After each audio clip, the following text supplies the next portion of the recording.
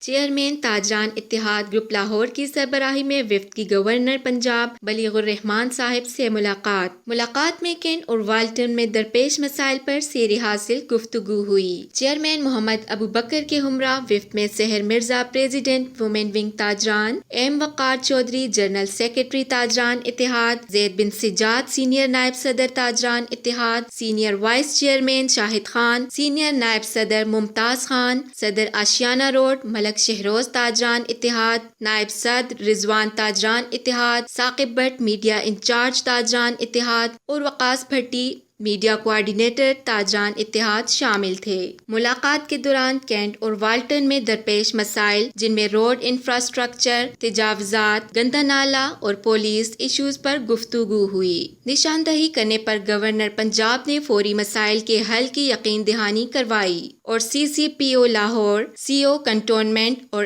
اے سی واپڈا سے ملاقات کروانے کے احکامات جاری کیے۔ State news Mansehra.